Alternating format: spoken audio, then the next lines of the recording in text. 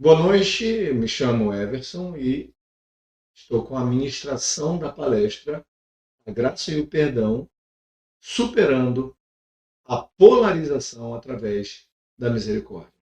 Bom, partindo já do tema dessa mensagem, quero definir aqui alguns pontos que nós trabalharemos. A gente está vivendo dentro de uma sociedade que está fragmentada. Percebemos esta polarização, principalmente em períodos políticos, onde os extremos apontam o outro como falhos, desprovidos da verdade e, dentro de um contexto de fé, até como não irmãos em Cristo. Bom, diante dessa premissa de um mundo polarizado que, infelizmente, entrou dentro dos meandros das comunidades de fé, precisamos olhar dentro das Escrituras e perceber que há algo que precisamos retornar a viver. Eu quero compartilhar com vocês um texto que se encontra em Efésios capítulo 2, verso 13 a 18. Ele diz assim, os versos dizem assim: mas agora, em Cristo Jesus, vós que antes estáveis longe, fostes aproximados pelo sangue de Cristo. Porque ele é a nossa paz, o qual de ambos fez um, e tendo derribado a parede da separação que estava no meio, a inimizade, aboliu na sua carne a lei dos mandamentos na forma de ordenanças, para que dos dois criasse em si mesmo um novo homem, fazendo a paz e reconciliasse ambos em um só corpo com Deus, por intermédio da cruz, destruindo por ela a inimizade. E vindo, evangelizou paz a vós outros, que estáveis longe, e paz também aos que estavam perto. Porque por ele, ambos temos acesso ao Pai em um Espírito. Essa é a palavra do Senhor e nós glorificamos a Deus por ela. Bom, diante desse texto, eu quero ler um outro texto que vai fazer uma correlação com ambos. Quando nós lemos Marcos, capítulo de número 3, do verso 13 até o verso 19, tem o chamamento dos discípulos do Senhor, os que se tornarão apóstolos do Senhor. Ele vem dizendo o nome deles, a começar por Simão, que chama de Pedro, Tiago, filho de Zebedeu, João, seu irmão, aos quais dá o nome de Boanerges, ou filhos do trovão, André, Felipe, Bartolomeu, Mateus, Tomé, Tiago, filho de Alfeu, Tadeu, Simão, o Zelote. E Judas Iscariotes, que havia de o trair. Então, esse texto aqui, ele vai apontar para quem foi chamado. O grupo de pessoas que andava com Jesus. Pessoas de diferentes óticas acerca da fé em Deus. Eram judeus que criam em Deus, que criam na Torá, mas a ótica pela qual eles olhavam para a Torá e olhavam para Jerusalém e para o governo que ali se colocava, o império que dominava, era diferente um do outro. Cada um tinha sua ótica. Cada um tinha sua atitude. Dentro de uma realidade que estamos vivendo, que é a sociedade fragmentada e polarizada, a igreja tem vivido essa fragmentação e polarização de maneira extrema. Bom, Jesus, que viveu em um período bem conturbado, também teve em seu grupo extremistas. Nós temos discípulos de João, que se tornam discípulos de Jesus. Temos um zelote, temos um que trabalhava para o governo, trabalhava para o Estado, trabalhava para o Império. E o Senhor chama estes para caminhar. E não pense que, porque estes ouviram o chamado, eles prontamente foram transformados no seu aceitar. A transformação foi algo que aconteceu ao longo da caminhada de 3 anos e posteriormente com a ação do Espírito Santo. Então, eu quero compartilhar com vocês essa ótica da graça, do perdão, que destrói muros e constrói pontes. O primeiro ponto que eu quero compartilhar com vocês é que a graça do Senhor chama pessoas diferentes. A graça do Senhor chama pessoas diferentes. Mateus 10, do número 2, do versículo 2 até o versículo 4, vem fazendo essa descrição dos discípulos, como Marcos também 3 faz. Cristo, na sua soberania, ele encontra esse grupo de pessoas diversas, chama estes para que sejam seus discípulos, e eu quero focar em dois. Quero focar em Simão o Zelote e Mateus, o publicano. Ambos vão representar esse extremo que o Senhor chama para caminhar com ele. Ambos representam extremos políticos e sociais distintos, e o Senhor os chama para caminharem juntos com Jesus. Essa escolha vai revelar um pouco do chamado de Deus, que não depende de nossas atividades políticas, sociais, ideológicas, para nos chamar. A graça do Senhor é soberana. O Senhor age de maneira a que nós venhamos a não olhar para nós como merecedores, porque não somos. Ele chama justamente o oposto, por não sermos merecedores. O Senhor nos chama.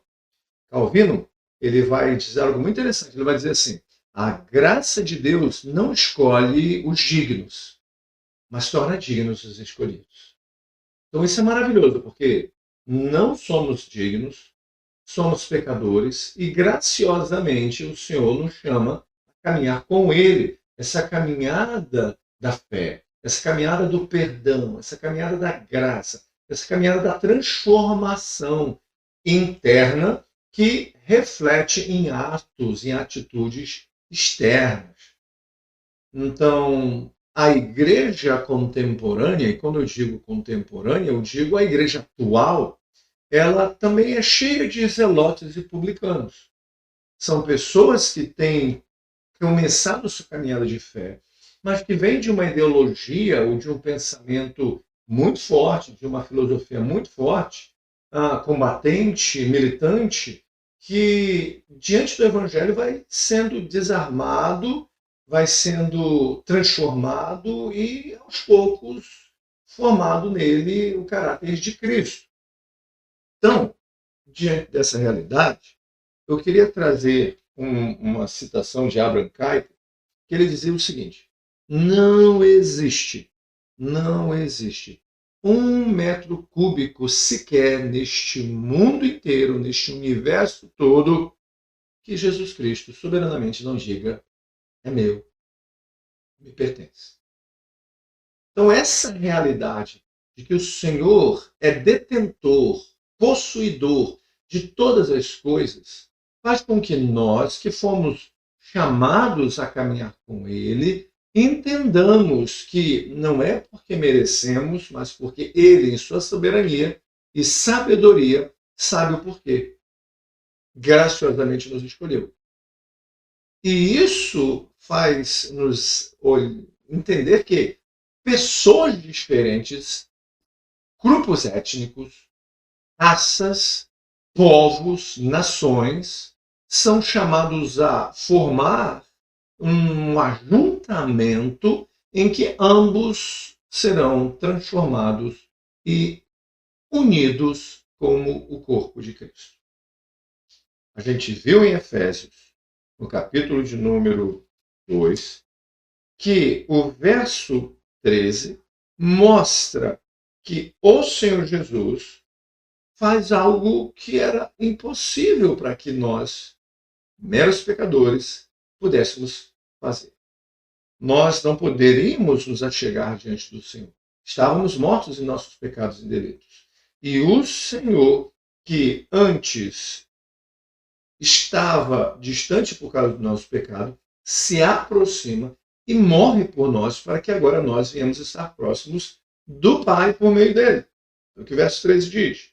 Mas agora em Cristo Jesus, vós que antes estavais longe, fostes aproximados pelo sangue de Cristo, pela morte de Cristo. Agora, o nosso relacionamento com Deus Pai é por meio do Senhor Jesus Cristo. Eu me relaciono com Jesus de mãos vazias, eu não tenho nada o que levar. E quando eu vou ao Pai por meio de Jesus, que tem as mãos cheias da justiça e da graça e do perdão. Isso diz muito nos nossos relacionamentos. Nós deveríamos nos relacionar com o próximo, nosso irmão, novo na fé ou não, com a mentalidade transformada ou ainda não, com o mesmo intuito. Eu me relaciono com ele por meio de Jesus, por meio do perdão e por meio da graça. Então, o primeiro ponto é entender que pessoas, elas não são chamadas segundo o escopo do meu entendimento, segundo a premissa da minha intelectualidade, segundo os sentimentos que norteiam o meu coração. Não. O Senhor vai chamar pessoas, inúmeras vezes, diferentes em toda a sua personalidade do que da minha. E não é por isso que elas não serão transformadas e não serão em Cristo, minha irmã, meu irmão. Então, a primeira coisa é entender que o Senhor nos chama e chama pessoas diferentes e de modo diferente. O segundo ponto é que ele, além de chamar essas pessoas, ele mostra que o que nos separava foi destruído. Ah, não acredito. Não pode ser. Quer dizer que aquela pessoa que eu tinha toda a diferença, ela agora está na igreja? Ela está caminhando na igreja? Não, não pode. Tem diferença entre nós. Eu quero te dizer o seguinte, querido e querida, que o Senhor quebrou essa diferença. O Senhor tirou esse muro que havia entre nós e eles. O Senhor fez isso com os judeus e conosco, os judeus e gentios. No templo, eles não podiam estar no mesmo local. Havia um muro, literalmente, dividindo-os. E, no entanto, o Senhor quebra essa separação, tornando ambos um só povo. Então, quando a gente olha no verso de número 14, vai dizer assim, porque ele, Jesus, é a nossa paz, o qual de ambos, judeus e gentios, fez um povo, e tendo derribado a parede de separação que estava no meio, a inimizade, aboliu na sua carne, na sua morte, a lei dos mandamentos na forma de ordenanças, para que dos dois criasse em si mesmo um novo homem, fazendo a paz. Olha que interessante. Aboliu na sua carne a lei dos mandamentos na forma de ordenanças, para que dos dois, judeus e gentios, em si mesmo, um novo homem criasse, fazendo a paz. Deus criou um único homem no sentido de corpo. Ele pegou o judeu com seus pensamentos religiosos, ele pegou o gentio com seus pensamentos irreligiosos, usando as palavras do Tim Keller, e uniu ambos em um único corpo, a igreja. Essa parede que foi derrubada, muitas vezes é reconstruída com a religiosidade, com as ideologias políticas, com os pensamentos acerca de que eu, como de direita, olho para a esquerda de maneira demoníaca. E eu, como de esquerda, olho para a direita semelhantemente como a forma como ele me olha.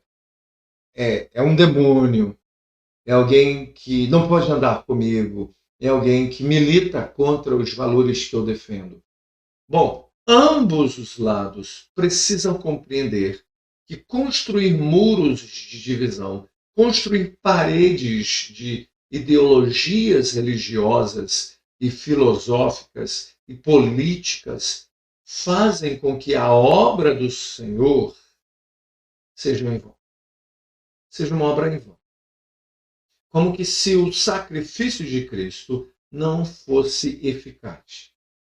Longe de concordar com isso, eu creio que o sacrifício de Cristo foi eficaz. Eu creio que o muro que separava ambos os povos foi derribado. E o muro que separa o muro da religiosidade deve ser constantemente quebrado, planado e tirado de meio do nosso meio de relacionamento.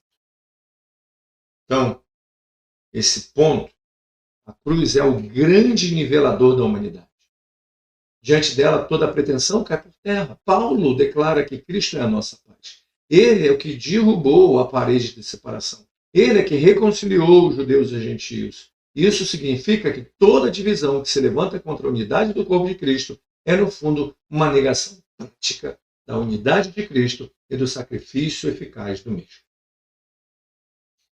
Martin Lloyd Jones, ele comenta: cruz ela não apenas nos reconcilia com Deus, mas também uns com os outros, pois é impossível permanecer aos pés da cruz e manter o orgulho.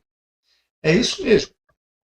Muitas vezes, se não todas, as divisões ideológicas estão sustentadas pelo nosso orgulho. O que eu pressupostamente aprendi é um embate para aquilo que você aprendeu. Então, eu estou certo e você está errado. E em momento algum eu consigo, então, compreender que isso é um pecado, é o orgulho. O orgulho que me faz olhar para o outro com menosprezo, como alguém pequeno, como alguém errado.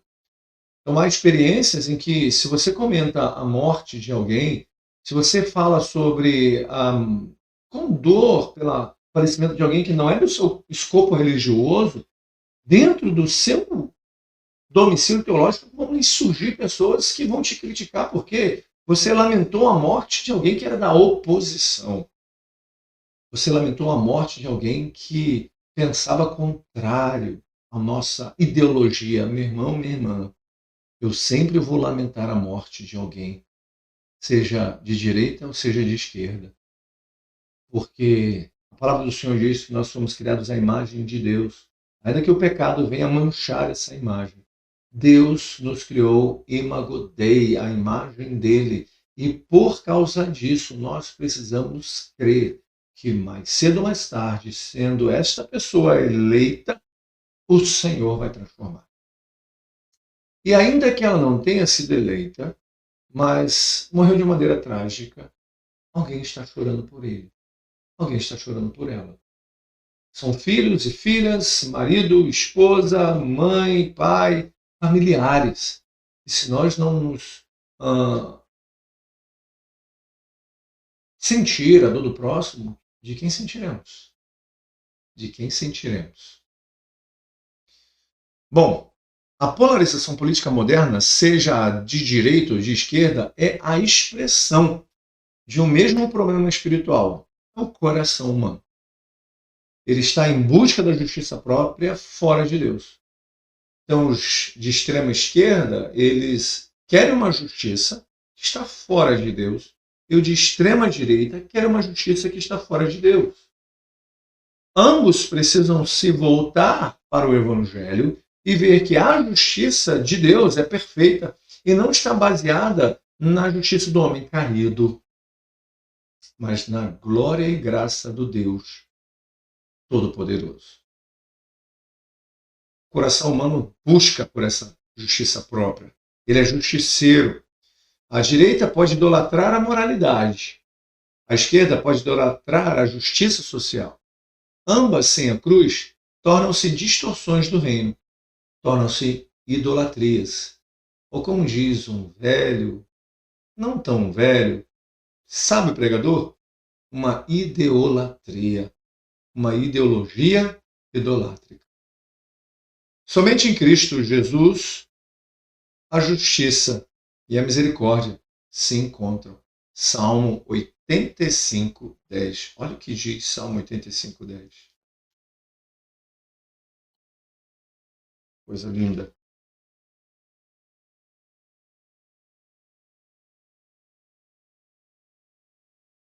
Encontram-se a graça e a verdade, a justiça e a paz se beijaram. Olha que lindo. Somente em Cristo a justiça e a paz se beijam. O que é justo, em paz. A realidade é obra do Evangelho. Terceiro, o perdão constrói pontes onde havia muros. Olha o que diz Lucas 6, verso de número 27. Lucas 6, 27, diz assim: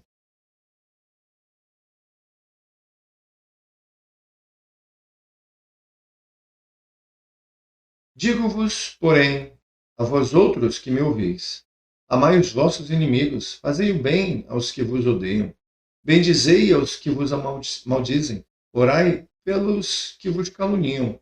Ao que te bate numa face, oferece-lhe também a outra, e ao que tirar da tua capa, deixa-o levar também a túnica. Dá a todo o que te pede, e se alguém levar o que é teu, não entres em demanda. Como quereis que os homens vos façam, assim fazei também vós a eles. O Senhor está aqui compartilhando do ensino extremamente difícil e delicado, que tem a ver com o perdão. Digo-vos, porém, a vós outros que me ouvis, amai os vossos inimigos e fazei o bem aos que te odeiam. Se você que é de esquerda e que professa ser cristão, olha para o irmão de direita e nem considera-o como irmão, eu digo que a sua ideologia está maior do que o evangelho no seu coração. Eu não posso ser leviano de falar que não há propriedades positivas no quem é de esquerda, mas a proposta radical sempre vai levar a uma idolatria, e essa idolatria vai fazer com que o corpo de Cristo seja fragmentado, rompido, maculado.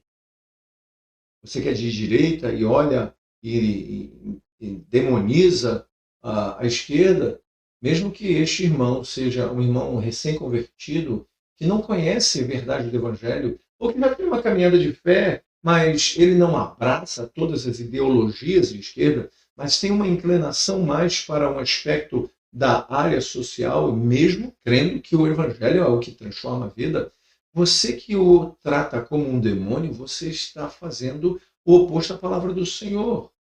Porque a palavra do Senhor me diz que, ainda que eu considere alguém como inimigo, por ele eu devo fazer o quê?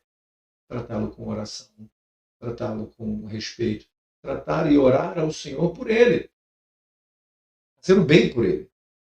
E existe coisa melhor do que orar pelos nossos inimigos? Perdoar os nossos inimigos? Tirar o fardo ou nos colocarmos como intercessores diante do Senhor para que o fardo destes o fardo seja aliviado, ao invés de criar paredes, levantar muros, construir pontes.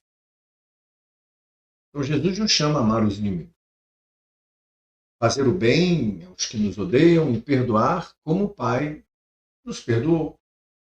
O perdão não é sinal de fraqueza, mas fruto da regeneração, como ensina Jonathan Edwards. A evidência mais clara da verdadeira graça é um coração disposto a perdoar. Você quer ver se você realmente está no Evangelho, está no Senhor? Seu coração é perdoador? Seu coração consegue olhar para aquele que te ofendeu e perdoar? Você consegue dar o outro lado para ser ofendido?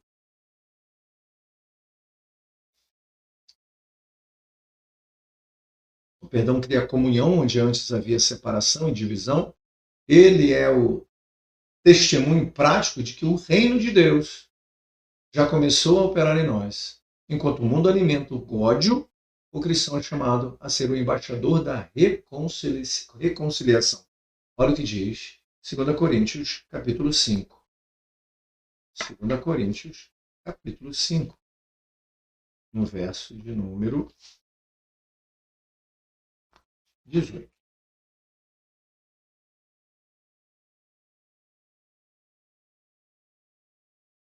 Ora, tudo provém de Deus, que nos reconciliou consigo mesmo por meio de Cristo e nos deu o ministério da reconciliação. A saber que Deus estava em Cristo reconciliando consigo o mundo, não imputando aos homens as suas transgressões, e nos confiou a palavra da reconciliação, de sorte que somos embaixadores em nome de Cristo, como se Deus exortasse por nosso intermédio. Em nome de Cristo, pois rogamos que vos reconcilieis com Deus. Você consegue compreender que, como embaixador, você está aí para reconciliar o seu irmão, aquele que ainda nem conheceu o Evangelho, com o Senhor? E se você está aí para reconciliar com o Senhor, você também tem que se reconciliar com Ele. Em tempos de discursos duros, odiosos, temas em que o próximo é visto como o errado e deve ser condenado, a igreja deve ser o lugar onde a misericórdia reina. Devemos aprender a ouvir antes de julgar, dialogar antes de condenar e servir antes de reagir. É assim que mostramos ao mundo que pertencemos a Cristo. Olha o que Paulo fala em Efésios. E reconciliar-se ambos em um só corpo com Deus, por intermédio da cruz, destruindo por ela a inimizade. E vindo, evangelizou paz a vós outros, que estáveis longe, e paz também aos que estavam perto. Porque por ele, por Jesus, ambos temos acesso ao Pai em um Espírito. E aí eu te faço a seguinte pergunta. Se ambos, judeus e gentios, em Cristo têm acesso ao Pai, se o seu irmão, que pode ainda estar equivocado nas suas ideologias de direita e de esquerda, é um irmão em Cristo, tem acesso ao mesmo Pai, tem o mesmo perdão, tem a mesma, tem os mesmos ouvidos a ouvir a oração. Por que você trata o seu irmão com diferença se o nosso Pai o acolhe e está para e passo, gradativamente, operando em seu coração? Bom para pensar. Eu sei que os radicais vão dizer, mas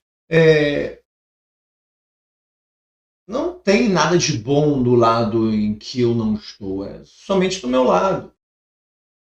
Para pensar. Nós iniciamos esse texto, essa ministração, essa palavra, lendo Efésios e lendo Marcos. Marcos, o Senhor está mostrando que tem dentro desse grupo um zelote, alguém que era de extrema visão nacionalista, que gostaria de ver a nação de Israel resgatada pelo surgimento de um rei que fosse como Davi, que combatesse os romanos e que livrasse a nação do Império Romano, a fim de que eles pudessem exercer o poder de Israel como outrora.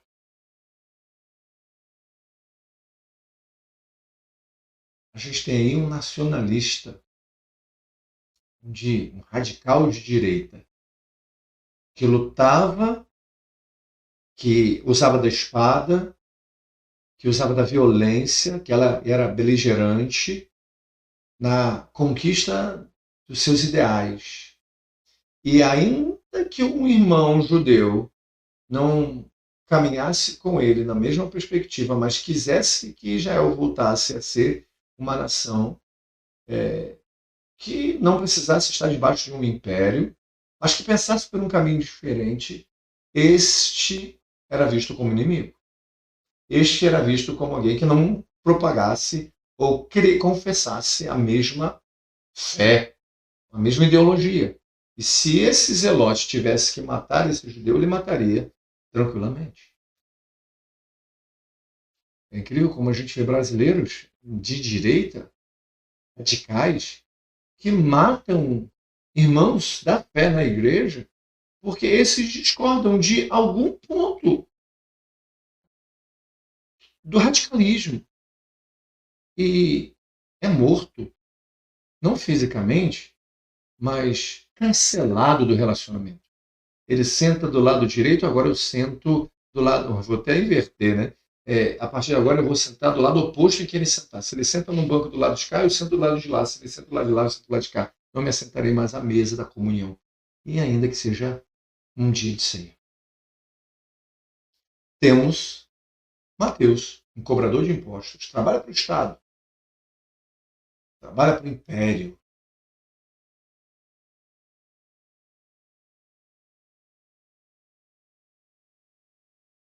Normalmente os publicanos eram envolvidos com as festividades que o Império promovia. Mas é parte desse contexto, desse relacionamento. Eram muito libidinosos, os meandros dos bastidores do Império.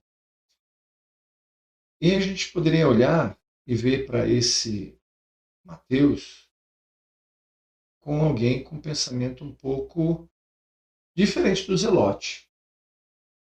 Ele poderia estar no escopo de um centro ou de esquerda. E, no entanto, o Senhor coloca os dois sentados à mesa. São chamados ambos. E na caminhada de 3 anos, eles são transformados. Não pense que foi fácil também para Pedro sentar com Mateus e com Mateus comer à mesa. Não pense que foi fácil para Ananias ter Paulo sentado à sua mesa e ter comunhão com ele. Não é fácil para nenhum cristão ter que se assentar à mesa com alguém que é radicalmente contrário à sua ideologia, ao seu pensamento. Por isso, nossas ideologias e os nossos pensamentos precisam se submeter ao Evangelho. Só é possível me assentar à mesa com alguém diferente de mim se o Evangelho estiver no meu coração, pulsando, fervendo, ardendo, transformando minhas atitudes em atitudes semelhantes à de Cristo. É somente quando o Evangelho entra no nosso coração, a realidade da verdade, de que eu fui aceito pelo Pai, porque eu fui aceito pelo Pai, eu obedeço o que Ele me orienta, me ordena, e a palavra do Senhor me diz: perdoai aqueles que te ofendem. Eu posso perdoar o próximo. É essa conversão em que esquerda e direita se encontram e tiram suas armas ideológicas e se vestem e se armam das armas da paz do Evangelho de Jesus. A graça nos iguala, o perdão nos liberta e a misericórdia nos honra. Em Cristo já não há judeu nem grego, nem servo nem livre, homem nem mulher, mas todos somos no seu corpo, Gálatas 3:21. A igreja de Jesus não pertence à direita nem à esquerda, mas ao reino que transcende toda ideologia. Pertence a Jesus, o seu reino. Tim Keller resume bem essa verdade. O Evangelho não é de direita e nem de esquerda, mas de cima. Ele nos chama a viver de modo que o amor de Cristo seja mais forte que qualquer bandeira humana. Portanto, irmãos, sejamos agentes de reconciliação, que cada um de nós derrube os muros do orgulho e erga pontes da graça. Que a Igreja unida permaneça unida em misericórdia. Que a gente possa proclamar com poder: somente Cristo é a nossa paz. Somente nele nós podemos encontrar essa paz. Vamos orar? Senhor, eu oro para que nosso coração tão orgulhoso, tão propenso a abraçar uma verdade e proteger essa verdade com outras ideologias, venha ter por meio do Evangelho o quebrar do orgulho, o quebrar dos muros que construímos da religiosidade, das ideologias, e venhamos a construir pontes de reconciliação. Reconciliação com o irmão que ofendemos, reconciliação com a irmã que magoamos, porque defendemos um político como se fosse nosso familiar, ainda que ele não tivesse ou não professasse nenhuma fé em Cristo. E o irmão e irmã, que é corpo, que professa a mesma fé, nós rejeitamos. Perdoa-nos como igreja, Senhor. Que nós venhamos acordar para a realidade que o Evangelho não é nem de direita nem de esquerda. O Evangelho é de cima. O Evangelho do alto.